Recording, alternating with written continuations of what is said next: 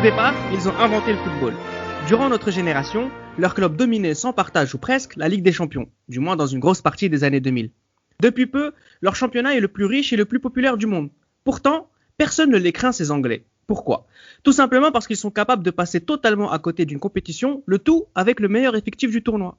Entre talent évident et regret éternel, le podcast du jour propose de comprendre l'échec des Three Lions de notre enfance. Les libéraux. Le podcast qui revient sur le football de notre enfance. Pour m'accompagner dans ce podcast anglais, j'ai Damaz. Bonsoir à tous. Johan. Hello. Et Chilquist. Salut à tous. Chilquist, c'est anglais comme prénom à la base. Oui, je suis d'accord avec vous. Donc c'est votre podcast, monsieur. Oui, c'est mon podcast et vous allez comprendre que ça va être mon podcast pendant tout le long de cet épisode. Non, mais ça fait longtemps qu'on attend de faire leur procès à ces gens-là quand même. Ah, beaucoup. Des gros comme ça. Oh là là, des casseurs de cœur comme ça. On a fait leur fête aux Néerlandais, mais les Néerlandais, c'est des petits joueurs à côté.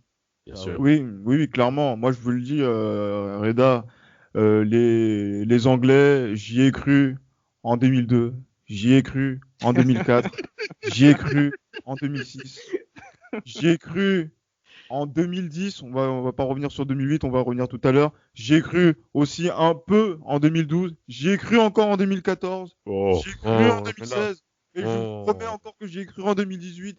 Mais voilà. Ça vire à l'amour aveugle. L'amour aveugle, vraiment. Ah ouais, C'est une relation toxique.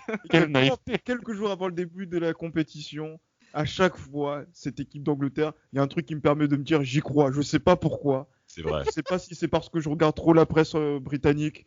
Est-ce que j'aime trop m'imprégner de l'ambiance de l'Angleterre avant une grande compétition.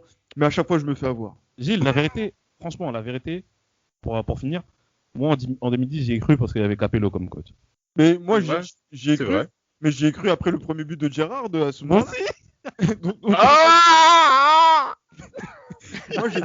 Et après, derrière, moi, j'ai déchanté. Robert Green. Robert. Qui sont ces gens Et Ce Reda, sont des Anglais, Damas. mais juste pour vous dire à mon tour, déjà je tiens à remercier les libéraux de m'avoir contacté pour ce podcast qui me tient énormément à cœur. Pourquoi ? Parce que je suis né à l'hôpital britannique de Levallois. J'ai demandé à ma mère, donne-moi la nationalité anglaise. Mais ça fait bander, frère. L'Angleterre fait bander. Je suis désolé. Et concrètement, c'est comme la musique de Mariah Carey, Heartbreaker. Très très belle chanson. Mais c'est trop. Mais les Anglais, non, pour revenir sérieux, messieurs, c'est l'une de mes plus grandes déceptions de tout mon amour de jeunesse au niveau du football. Non, vraiment, et j'ai vraiment envie qu'on aille dans le détail. Et concrètement pour moi, parce que la première compétition que j'ai regardée, c'était l'Euro 96. Et quand les Allemands les éliminent avec Andreas Möller qui vient les flinguer à Wembley devant le public en leur disant c'est nous les meilleurs, ça fait mal pour eux. Ça fait mal. Ça fait mal, surtout que l'Euro 96, c'était quand même une compétition où ils devaient aussi se racheter, Gilles Christ, parce que juste avant cet Euro-là, c'est aussi une équipe qui était demi-finaliste de la Coupe du Monde 90, non qualifiée en 94, avec aussi une compétition pitoyable à l'Euro 92. Et cet Euro qui se joue à la maison, c'était aussi l'occasion de se racheter et de montrer à tout le monde que, attention, vous avez peut-être oublié que l'Angleterre, c'était une grande nation du football. C'est clair, parce que c'est vrai que la période 92-94 a coûté très cher à beaucoup de personnes et ça va être marqué au fer rouge, notamment pour l'un des mentors de Paul Gascoigne, notamment Terry Venables, qui n'a pas réussi à qualifier l'équipe d'Angleterre pour ce mondial. Ça a été un moment très difficile pour l'équipe d'Angleterre, en même titre que l'équipe de France aussi à cette époque-là, de ne pas aller aux États-Unis. C'est vrai que la perspective d'organiser une compétition encore 30 ans pile poil après la victoire de 66, c'était le moment pour l'Angleterre de pouvoir dire on est de retour. Parce que c'est sur la table. Exactement. Parce que c'est le premier Euro qui se fait juste après la création de la Première Ligue.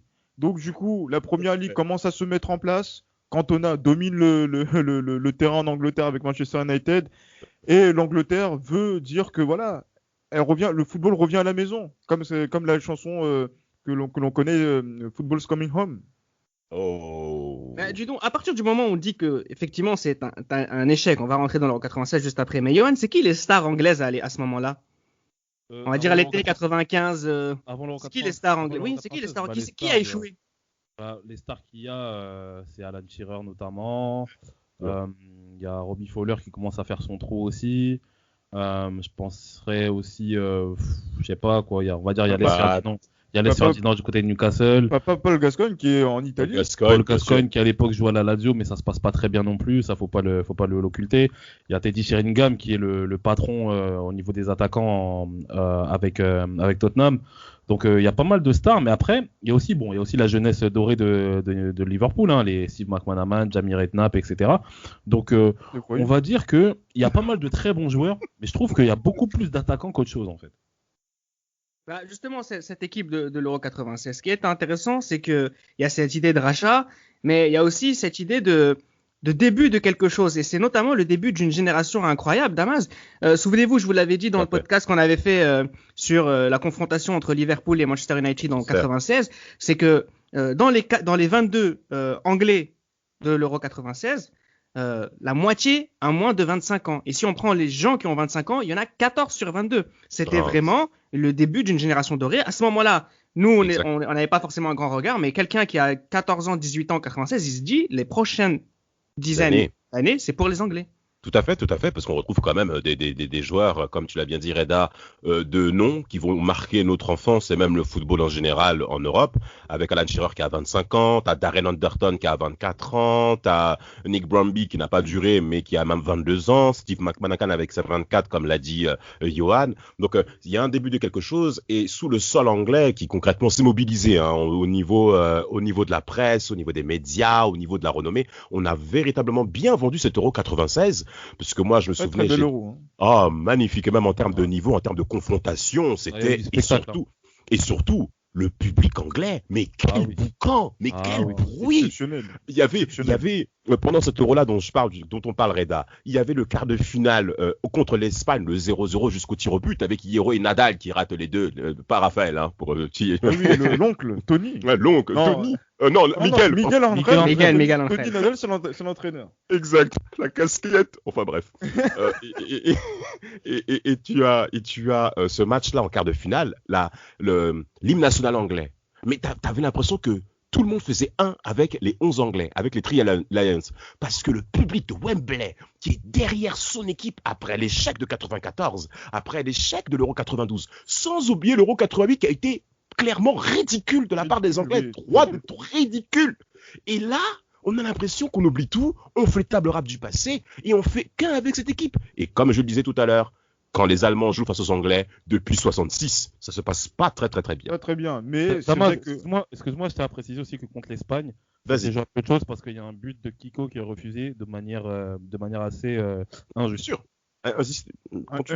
Mais après, dites-vous aussi que là, l'ambiance de Wembley sur la demi-finale de l'Euro contre les Allemands, prenez la prise d'antenne de la BBC 10 minutes avant le coup d'envoi. J'ai franchement... de visu à la télévision, j'ai rarement vécu ça à distance comme ça, mais c'est un bruit, c'est un bruit incroyable. Et en fait, on se dit que les Anglais peuvent pas faire autrement que d'aller au bout de cet Euro.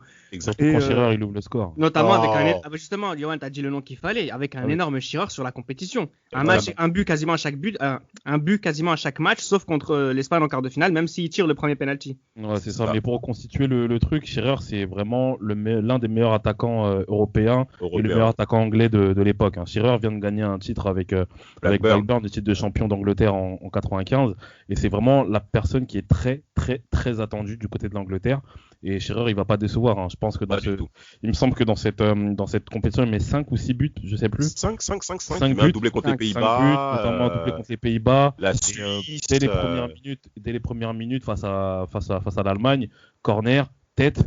Et là, faut voir comment Wembley explose, mais c'est trop. C'est incroyable dès la troisième minute. C'est ça.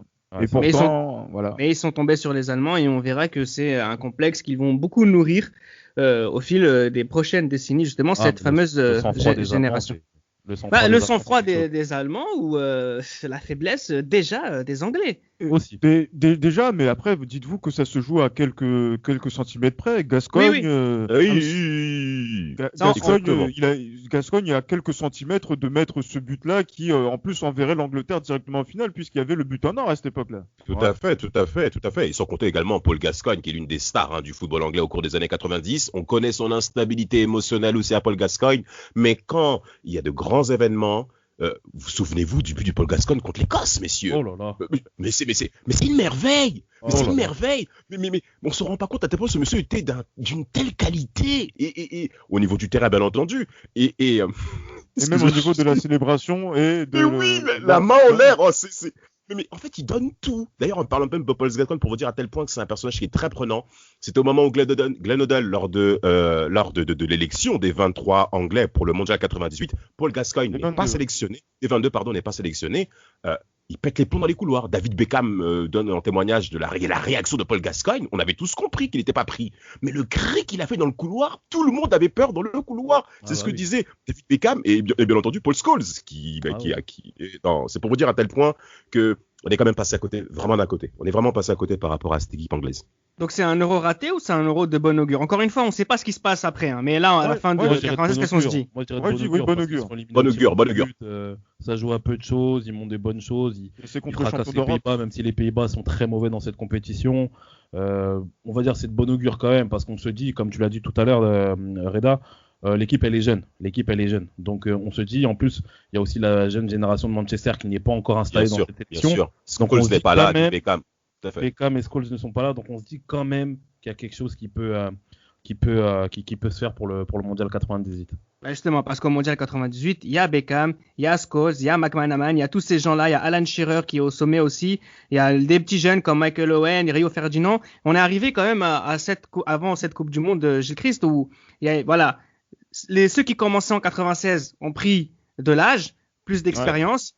Là, pour le coup, ce qui était de bon augure à l'Euro 96, c'est ce qui doit se montrer maintenant à la Coupe du Monde 98. La Coupe du Monde 98, effectivement, et on attendait les Anglais, on va dire, au tournant, puisqu'ils faisaient partie de ces équipes-là, qu'on attendait parmi celles qui allaient être les épouvantails de cette compétition. Parce qu'on se souvient aussi du tournoi de France 97, qui est gagné par l'Angleterre. Par l'Angleterre. Les Anglais tapent les Français. Lors de ce tournoi, je crois que c'était à Montpellier le match. Shearer un samedi soir. C'était pas à Nantes. Je sais plus. Là, j'ai un petit doute par rapport au tournoi de France. Mais c'était l'une des rares fois où on a vu les Anglais battre les Français, surtout au cours de ce tournoi 97.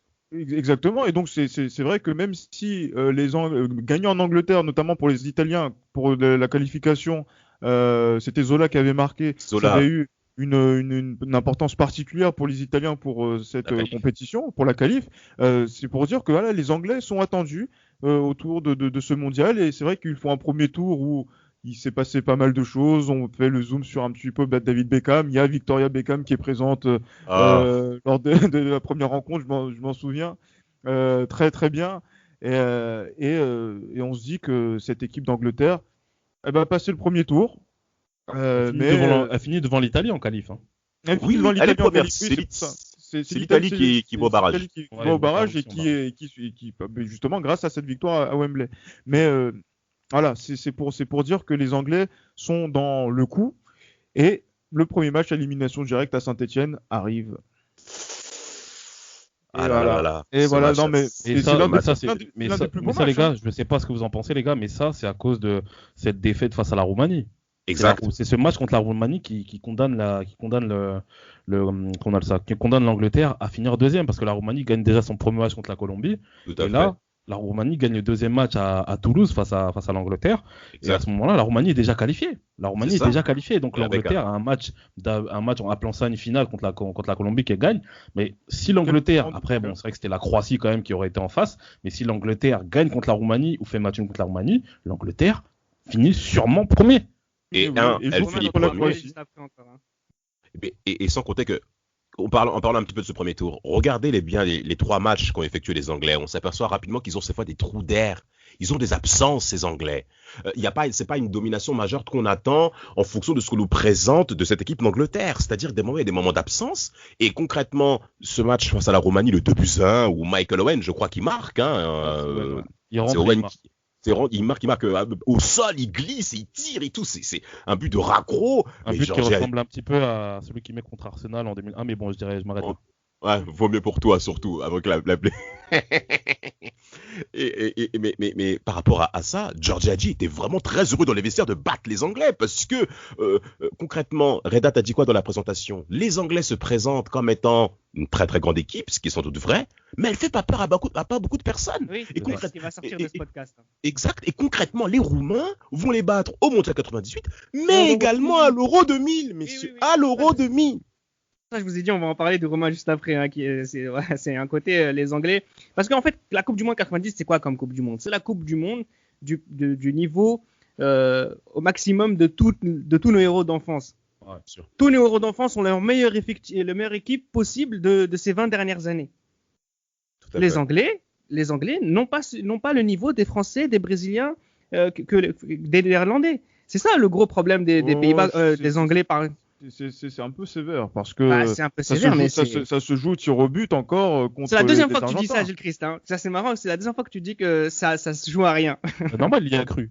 mais moi, enfin pas à ce moment-là. Moi j'étais plus tourné vers la France sur un France-Brésil en finale, mais contre les Argentins, qui a un superbe match de football, notamment la première mi-temps, qui est un très très haut niveau.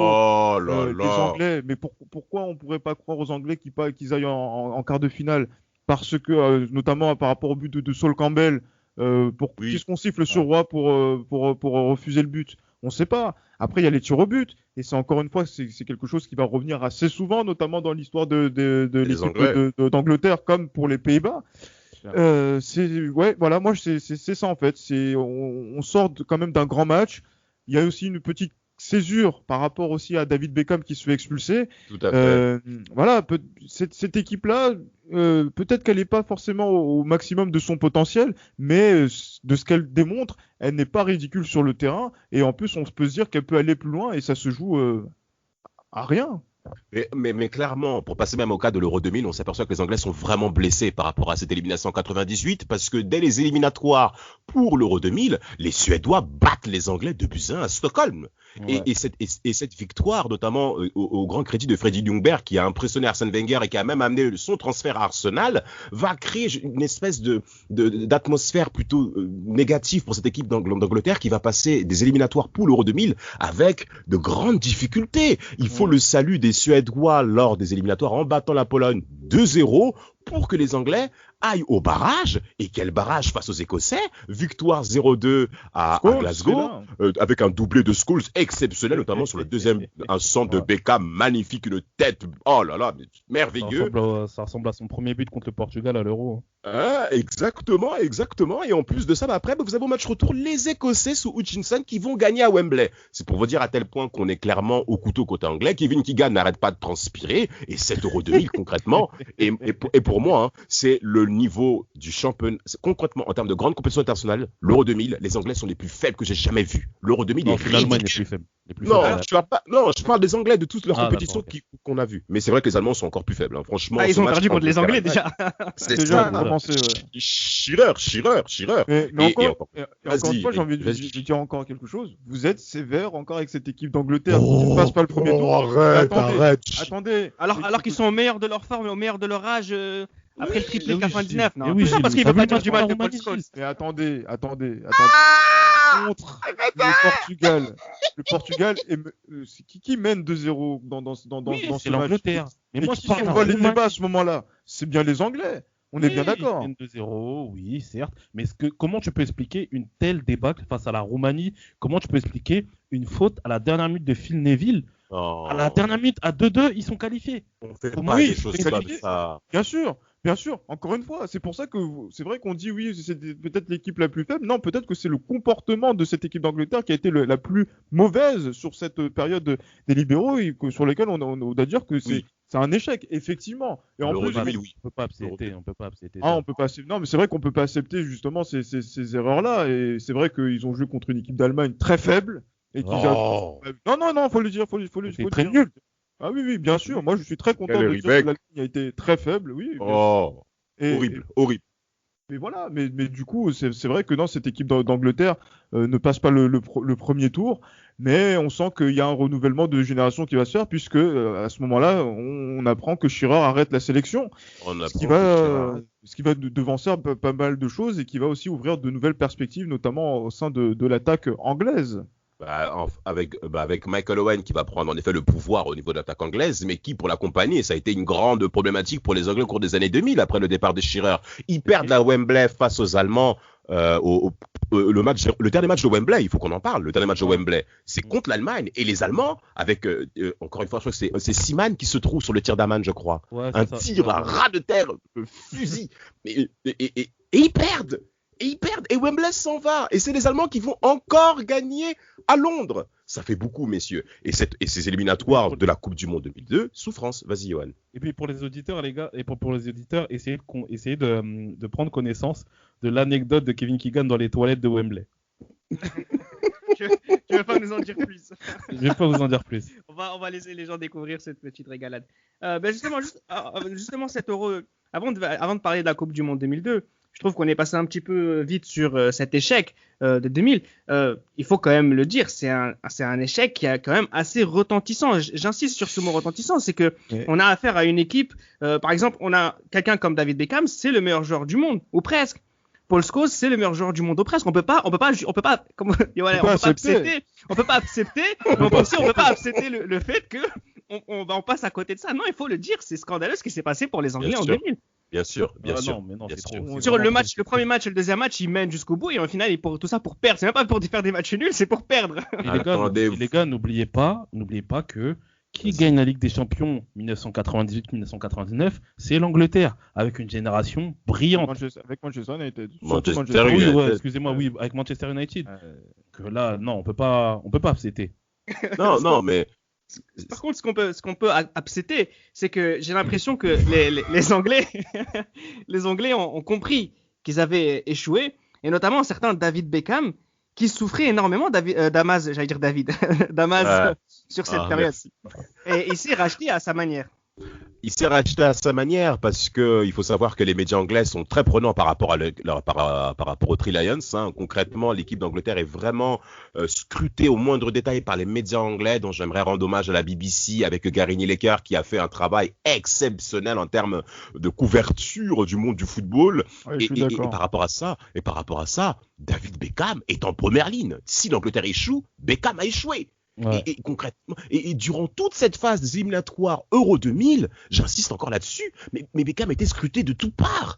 Plusieurs fois, il a mentionné que je peux pas me déplacer tout seul, j'ai des gardes du corps, j'ai empêché même mon père de se déplacer à certaines rencontres, d'accord, en parlant de ça. Et concrètement, le niveau anglais qu'on retrouve notamment au cours de ce barrage face à l'Écosse, je reviens encore une fois là-dessus, était clairement, mais non, revenons pas trop en arrière, revenons plutôt sur le mondial 2002, parce que regarde, Damas. Ah bah vas-y. Oui, mais justement, là, c'est justement cette période-là était difficile, mais voilà, parlons de 2002. 2002, c'est David Beckham qui déjà d'une, la victoire en Allemagne, 1-5. Je pense que c'est ce match-là qui donne le Ballon d'Or à Michael Owen. Au détriment de Oliver Kahn, voilà, on prend pas ça, on des ballons d'or, et de Raoul, bien évidemment. Et de Raoul, bien sûr. Raoul, volé cette année-là. Oh oui, non, je le dis, je le répète, mais surtout, c'est aussi ce coup franc contre la Grèce. Bonne équipe grecque qui commence à se constituer et qui a donné du fil à retordre à ces Anglais, et l'histoire pas simple à David Beckham qui ne le loupe pas cette fois-ci et qui se rachète de sa frustration de 98. Oui. Capitaine par la suite de l'équipe d'Angleterre à la Coupe du Monde 2002. Cette Coupe du Monde 2002 qui s'est jouée en phase de groupe contre les Suédois, les Argentins et les Nigérias. Pas flamboyant les Anglais, Johan. Pas flamboyant, mais c'est quand même le groupe de la mort. Faut pas l'oublier. Dans ce groupe-là, on a toujours rabaissé l'Angleterre. Non, mais c'est vrai. Non, mais il a raison. C'est le groupe de la mort. C'est le groupe même si l'Angleterre, déjà contre la Suède, ça a été très juste. Après, il y a ce bon match face à l'Argentine, un match où il joue très très bien le coup, et puis le match nul face au Nigeria. Avec un excellent anglais, Veron, ou je sais pas comment on dit Veron en anglais. Veron. David Veron. John Veron. Sebastian Veron, qui a fait un très bon match pour l'Angleterre. Et puis voilà, non, mais vraiment, on va dire quand même que l'Angleterre se débrouille très bien dans cette Coupe du Monde, surtout au premier tour où ils arrivent quand même à finir premier de la poule la plus relevée du tournoi. Donc on peut dire que c'était pas mal quand même. Comprenez mon espoir après le match contre le Danemark. Quand tu vois une démonstration anglaise à ce moment-là, contre les Danois qui ont fait du mal à l'équipe de France, tu te dis que cette équipe d'Angleterre peut faire quelque chose. Et il y a ce match, encore une fois. Ça jouera contre le Brésil, ouais.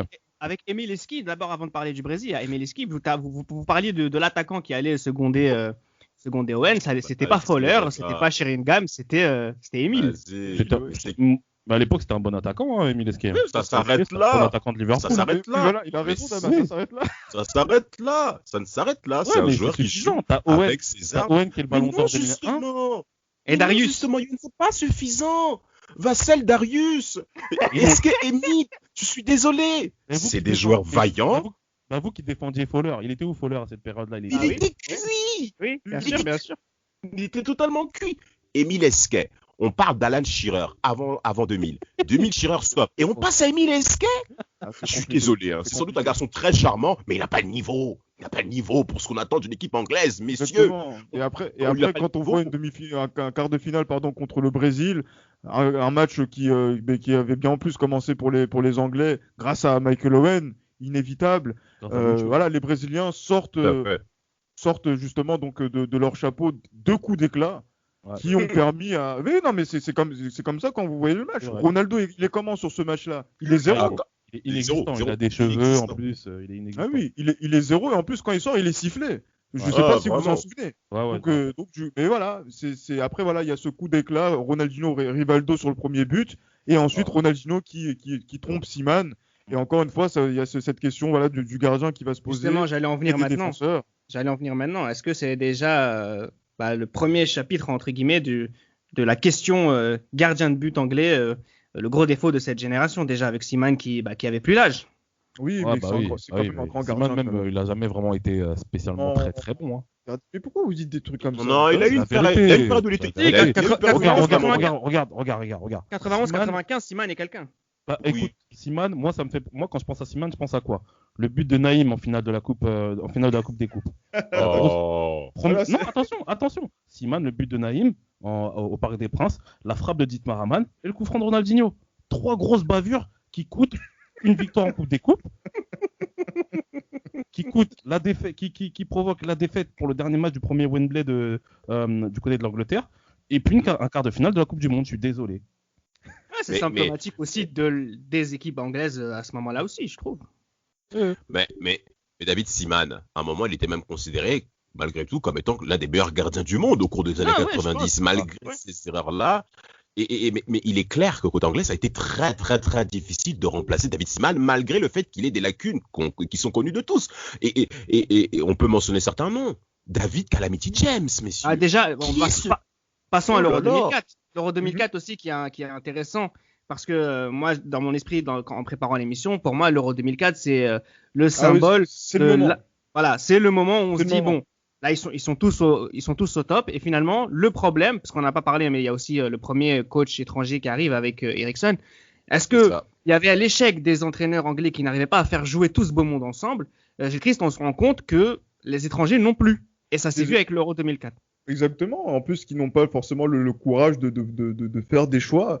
Par exemple, quand vous avez Gerrard, Lampard, Scholes, vous voulez faire jouer tout le monde ensemble, mais le problème, c'est que vous mettez les mauvaises personnes au mauvais endroit. Parce que Paul Scholes a contre-emploi sur le côté gauche en équipe d'Angleterre. C'est un manque de respect. C'est catastrophique. Même si, encore une fois, sur cet Euro portugais, j'y ai cru pour l'équipe d'Angleterre.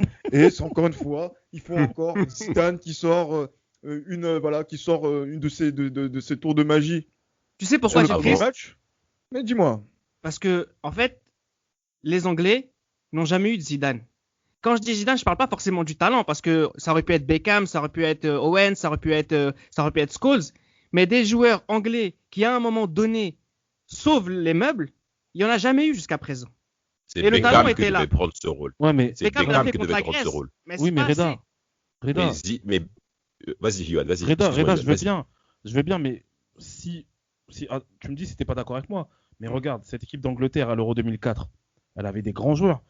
Comme tu as dit, il manquait un Zidane. Mais regarde l'équipe d'Italie, par exemple. L'équipe d'Italie. Est-ce que l'équipe d'Italie, depuis Roberto Baggio, ils ont déjà eu un joueur qui était au-dessus de la mêlée, bien qu'ils avaient que des très bons joueurs? Mais non, il c'est pas suffisant. il disait que Totti était ce joueur-là. Mais je suis désolé, ça a été insuffisant aussi de leur côté. Oh là là là là. L'Italie gagne la Coupe du Monde 2006. Oui, mais est-ce que là, ça sera le chapitre, un des chapitres de ce podcast, hein, mais ils ont jamais eu de Cannavaro, les Anglais. Alors que là aussi, ils avaient le talent. Alors qu'ils avaient le talent. Ils avaient le talent. Oui. Ils avaient le talent. Et même quand Beckham, en parlant de peut-être Beckham. que c'était un peu au-dessus, hein, quand même. Terry, Ferdinand, Saul Papa Saul Campbell. Moi, c'est ça le gros regret que j'ai avec les Anglais, je vais le dire maintenant, c'est que je pense qu'ils ont toujours eu, toutes ces années-là, il y a toujours eu à chaque poste, un des 2, 3, 4 meilleurs joueurs du monde. Il n'y a pas d'autres sélections qui avaient ça forcément. Et le gros problème de ces joueurs-là, qui étaient tous, des stars du football mondial, ils ne se sont pas comportés comme des champions quand ils avaient le maillot de la sélection nationale. Et ça, on peut pas l'accepter pour des joueurs qui avaient ces ambitions-là.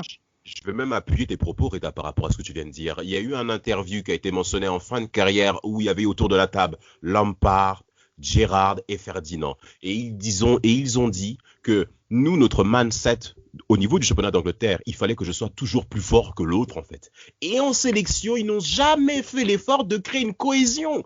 L'équipe de France l'a fait au cours du Mondial 2006. De leur club. Mais exactement. De leur club, tout à fait. Je suis désolé, mais ça, c'est une grosse excuse d'Amas. Exactement, ça saute avec l'Espagne. Mais le problème, c'est que... Ah oui, ça saute avec l'Espagne. Mais parce que les Espagnols ont réussi à mettre en place cette cohésion, ce qui n'a pas été le cas côté anglais. Parce que les Anglais n'ont pas de Casillas, ils n'ont pas de Puyol et ils n'ont pas de Xavi. Alors qu'ils ont le talent pour. Beckham, par exemple, regardez, un des matchs clés de l'Euro 2004 sur lequel on est, Beckham rate son penalty face à Barthez. Oui. Non, c'est plutôt Barthez qui arrête son penalty quand même. C'est vrai, je suis d'accord, parce que Beckham a plus glissé face au Portugal. Il rate aussi contre le Portugal. Voilà. Et en plus, mais concrètement, Beckham, cette action fait mal. Tu parles de l'absence de ce Zidane-là, Beckham aurait dû l'être. Et cet Euro 2004 face à ce match équipe de France, ou même côté français, ça a été bien vendu. Ça a été très bien vendu, match France-Angleterre, mais Beckham passe à côté. Il aurait dû scorer. Je suis désolé. Gérard passe à côté aussi avec ses cacades. Scholes qui est toujours ce côté un peu lisse qui fait qu'il ne veut jamais s'appuyer sur son talent pour imposer des choix. On se retrouve à un moment donné avec des mecs qui savent pas quoi faire sur un terrain alors qu'ils sont très forts. Malgré le rayon de soleil, Wayne Rooney. Malgré, oui, bien sûr. Comment? Ah oui. J'ai dit Scholes aussi, c'est pour ça qu'il se barre de l'Angleterre après l'Euro. Il n'en peut plus. Il n'en peut plus. Même disait qu'il en avait marre. Messieurs, quand même, il y a des choses aussi. Il y a des promesses. Encore une fois, Wayne Rooney qui arrive lors de cet Euro 2004. Et encore une fois, justement, donc annonciateur peut-être d'un lendemain qui va peut-être chanter. Notamment avec Michael Owen qui est toujours fiable dans ce type de compétition. Le buteur contre le Portugal. Quel but! Voilà, effectivement. Mais donc du coup, même si il ne se qualifie pas, alors que peut-être que c'était l'Euro sur lequel ils auraient pu peut-être l'emporter. Mais bon, après voilà, Ricardo, ils avaient le meilleur effectif. Ils avaient peut-être le meilleur effectif. Eh oui. Et ben voilà, mais on se dit quand même, voilà, pour 2006, quand Ferdinand va revenir, on va voir ce qu'on va voir. Et moi, par contre, les gars, je pense plus à 2000. Moi, je voyais plus l'Angleterre en 2006. Enfin, je trouvais l'Angleterre qui était mieux fournie en 2006 qu'en 2004, par contre. Bien sûr, parce que Ferdinand n'y était pas en 2004 pour des problèmes de dopage. Mais ce qu'il faut pas oublier aussi, c'est que entre 2004 et 2006, vous avez Chelsea qui devient une des meilleures équipes d'Europe, vous avez Liverpool qui gagne avec des champions, et vous avez Manchester qui garde quand même de très bons joueurs. Mais Manchester dans cette équipe qui compte le plus gros talent du football anglais à l'époque, qui est Wayne Rooney. Oui, bien sûr. Et en plus, dis-toi que par exemple, Scholes et Arsenal 2004, autant pour moi, les gars. Après, tu te poses aussi la question voilà, tu te poses la question de comment ça va se passer entre Gerrard et Lampard. Et comme Scholes n'est plus là, donc il y a plus ce souci-là et qui vont savoir se gérer pour pouvoir tenir en 2006. Et ça a été même l'inverse, puisque cette compétition a été une compétition, même s'ils sont allés en quart de finale, catastrophique. Raté. Oui. Malgré le fait que Beckham ait sauvé la maison à plusieurs reprises dans cette compétition. Ah bah alors, tiens, en parlant de ça, Gilles, Johan, est-ce que vous avez vu le premier match face au Paraguay à tel point qu'il était ennuyeux? C'était insupportable. C'était horrible. C'était épouvantable. Comment on peut faire de telles rencontres avec de tels joueurs? Moi, je suis désolé. Paul Robinson au goal. Exact, Paul Robinson qui a fait même une boulette face à la Croatie, on reviendra là-dessus. Par rapport au coach Sven-Goran Eriksson, je pense même qu'il est le sélectionneur le mieux payé du monde. Hein. La fédération anglaise, lui mettre un vrai billet sur la table à ce monsieur. Et concrètement, ce qu'il produit, c'est clairement insuffisant. Concrètement, heureusement pour eux, d'ailleurs, un match symptomatique, c'est encore une fois face à la Suède. Je crois que les Anglais mènent 2-1. Les Suédois reviennent au score. Non, les Suédois mènent 2-1. Ah, les Suédois. Voilà, les Suédois. Non, c'est. Ah non, je crois que c'est. Voilà, Joe Cole, exactement. Pas la dernière minute, mais qui égalise plutôt. Et par rapport à ça, vous vous rendez compte que l'Angleterre n'a pas cette sérénité et ne l'a jamais eu durant toute cette période. Et on l'a vu lors du 8e de finale face à l'Équateur, pour revenir au vif du sujet. Alors concrètement, je ne sais pas pour vous messieurs, mais à la 60e minute, quand on a vu Beckham avec le ballon, on savait qu'il allait marquer. Moi personnellement, je savais. Un match comme ça, 8e de finale de Coupe du Monde, avec David Beckham avec le ballon, un coup franc à plus de 25-30 mètres. Attendez messieurs. Non, c'est automatique. Mais avant ça, c'est pas qui aurait fait ça. Évidemment, il aurait échoué. Quand c'est Ajaccio, c'est le premier. Mais quand c'est en quart de finale face au Milan AC, on a tous vu, les gars. On a tous vu. Voilà, c'est tout. Et cette rencontre face à l'Équateur, là. Les Équatoriens, lors de la première mi-temps, mais c'est eux qui ont les plus grosses occasions. Ils ont des situations. Notamment. Oui, ils ont des situations très dangereuses. Et les Anglais, on sent que pipi culotte. Pipi culotte, Reda. Comment tu peux faire pipi culotte avec Gary Neville et Ashley Cole sur les côtés, avec Rio Ferdinand et John Terry en défense centrale, sachant que les remplaçants sont Sol Campbell et Jimmy Carragher. Comment tu peux faire pipi culotte avec Steven Gerrard, David Beckham, Frank Lampard, Joe Cole, Owen Hargreaves, Carrick, tous ces mecs-là. Bon, il y avait aussi Aaron Lennon, Stuart Downing et Jermaine Jenas, mais c'est les jeunes, c'est pas grave, c'est pas eux qu'on demande ce genre de choses. Comment tu peux faire pipi qui était là alors qu'il avait 0 match de première ligue. Comment tu peux faire pipi culotte avec Wayne Rooney et Michael Owen qui a 27 ans, quelque chose comme 27, 28 ans à ce moment-là. Je suis désolé. C'est n'importe quoi. C'est les Pays-Bas 2002 ou l'Argentine 2002 sur 8 compétitions différentes.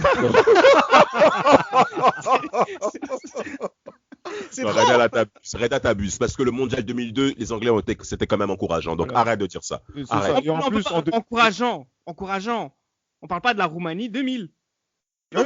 Bien sûr. Mais regarde, justement, en plus, quand on voit le mondial 2006, on se dit que c'est une déception, mais c'est une déception où c'est quart de finale et ça se termine au tir au but contre le Portugal. Ils ont rien montré dans le match aussi, c'est ça le problème. Rien. Non, c'est vrai qu'ils ont rien montré. Mais c'est pour vous dire que quand même, pour une équipe qui ne montre rien, il y a beaucoup d'équipes qui ne montrent rien, qui ne passent pas le premier tour et qui ne marquent pas un point. Voilà, par exemple, tu vois. Comme vous pouvez l'entendre, hein, les Anglais nous passionnent énormément et là on va battre un record de durée sur un podcast, donc on va continuer parce que ce qui est intéressant aussi, c'est que là on arrive à un moment où on se dit bon, même les entraîneurs anglais n'y arrivent pas. Bon, on va quand même continuer, on va prendre Capello. Capello, c'était quoi le principe? C'était de se dire on a compris ce qui n'allait pas avec les Anglais, c'est que ils ont les meilleurs joueurs du monde, mais on n'arrive pas à les faire jouer ensemble. On va ramener Capello. Capello sait gérer les stars. Exact. Non qualification à l'Euro 2008, non qualification. Ça c'était McLaren. C'est Steve McLaren. Pardon, excusez-moi, mais c'est le même esprit. Ah oui. C'est le même esprit parce que c'est la continuité. Steve McLaren, c'est vrai que à la sortie du Mondial 2006, et on se dit que voilà, même si Beckham rend le brassard, c'est vrai que ça a été un moment très difficile pour lui. Il rend le brassard et en plus du côté, il commence à partir du côté de l'Amérique. On commence à le mettre de côté. On voit que cette équipe d'Angleterre, où il y a des choix un petit peu douteux. C'est vrai que moi, je me rappelle de discussions que j'avais avec Tate à l'époque, à la sortie du Mondial 2006, où, par exemple, on voyait que Joe Cole n'était pas pris, mais Stuart Downing était pris. Et c'est pas normal. Et c'est pas normal, effectivement. C'est pas normal. David Bentley, des joueurs comme ça. C'est qui ces gens? Qui sont ces gens? Qui sont ces individus? Effectivement. Et après, quand on voit que ça se joue sur un match contre la Croatie, qui est déjà qualifiée dans un match coup près, et que on voit... Oui, ça c'est après. Mais c'est vrai qu'ils étaient déjà qualifiés, mais que ça se joue à Wembley, le match décisif, et que les Anglais s'inclinent lamentablement devant leur public avec 2-3 avec les erreurs du gardien. Non, mais c'est pas possible. C'est pas possible. Mais franchement, ce match-là, moi je me souviens, ce match-là, il avait été retransmis sur Direct 8 à l'époque. Ce match-là, moi dans ma tête, je me suis dit c'est bon, l'Angleterre va passer. La Croatie est déjà qualifiée et il me semble même que la Croatie met une équipe bis. Il me semble que la Croatie met une équipe bis. Ils ont la main dans les poches. Petric, il y a des joueurs comme Mladen Petric qui sont là, etc. Donc nous on se dit que la Croatie c'est fait. on se dit clairement, c'est fait pour l'Angleterre. Mais non. Et malgré L'Angleterre ça, trouve le moyen de perdre. Et honnêtement, moi, j'avais le ressenti que j'avais, c'est qu'on a l'impression qu'ils ont bricolé avec des anciens joueurs. On voit, il y a Sol Campbell qui n'est plus à un Non. niveau inefficace. convenable en Angleterre, qui joue mais dans ce match. On Je voit, il y joue a à Portsmouth à ce moment-là. Prescott, ouais, Portsmouth, ouais. Coupe d'Angleterre, je comprends. après, voilà, Sol Campbell, ses meilleures années, parce qu'il faut pas oublier que Sol Campbell, il joue déjà l'Euro 96. Donc, faut pas oublier ça.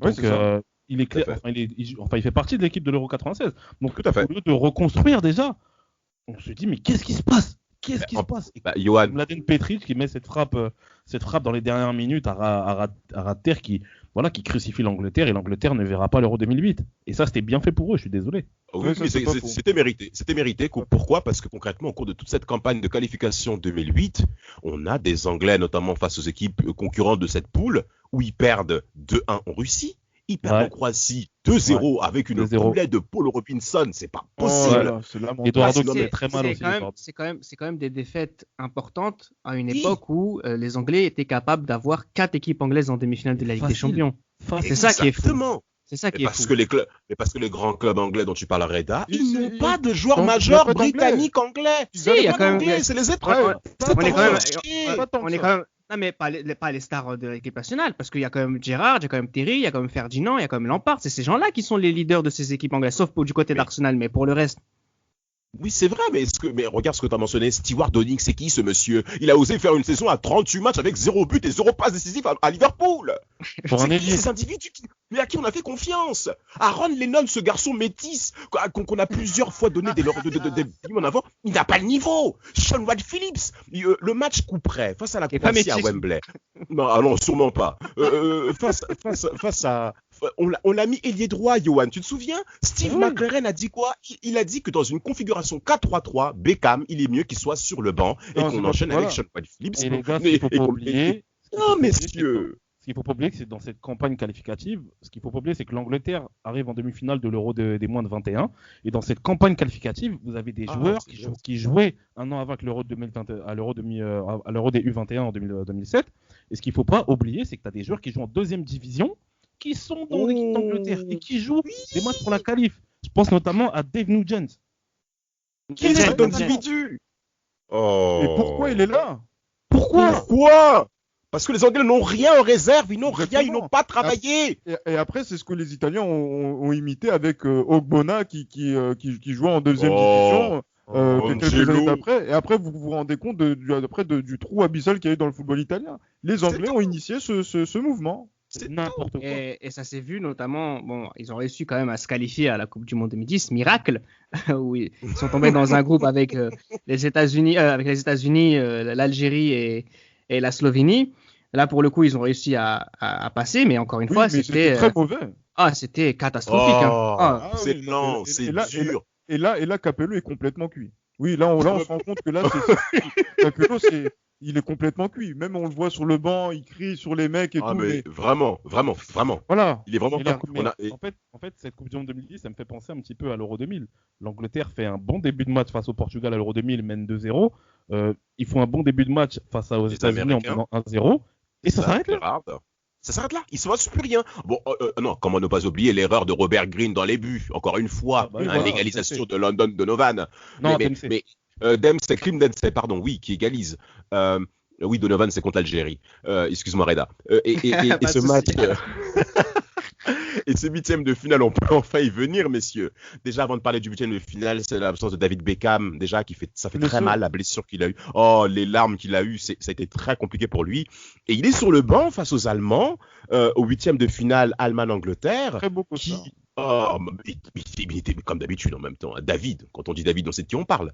Et ce match-là, Mathieu Hudson, messieurs. Oh, C'est oui. non, non et non. Mais regardez, dégagement de Neuer.